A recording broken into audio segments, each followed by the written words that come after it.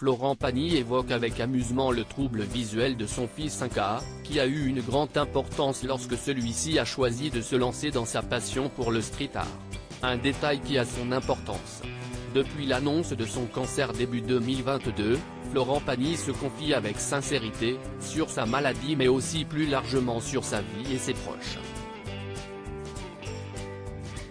Le célèbre interprète de Ma liberté de penser a d'ailleurs récemment publié son autobiographie Pagny par Florent, qui rencontre un très grand succès en librairie avec plus de 100 000 exemplaires écoulés depuis sa parution.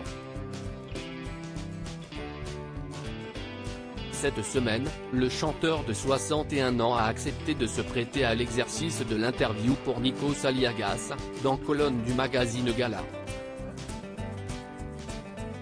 Un entretien qu'il n'a pas réalisé seul mais avec son fils Inca, âgé de 27 ans. Florent Pagny se confie sur la particularité de son fils Inca.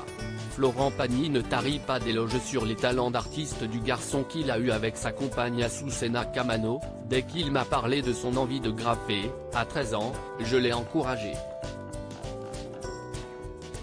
Je trouvais cet art émergent très intéressant.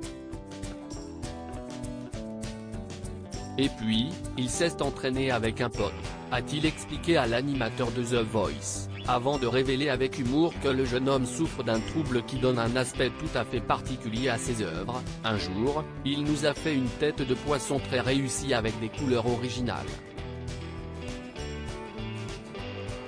Il pensait mettre du vert mais, en fait, il s'agissait de rose car Inca est daltonien.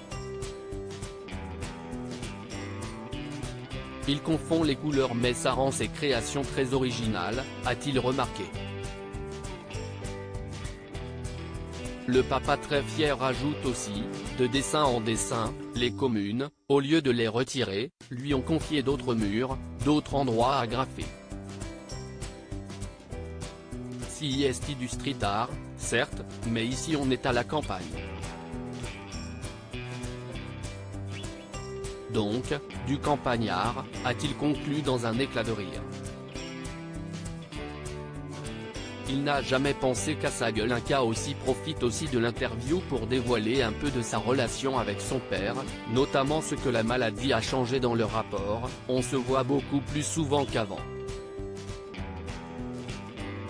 On partage encore plus de choses ensemble. On profite l'un de l'autre, précise-t-il. Il est là pour m'aiguiller, m'encourager, me protéger. Mon père a toujours été là pour les siens. Il n'a jamais pensé qu'à sa gueule, se réjouit le jeune homme.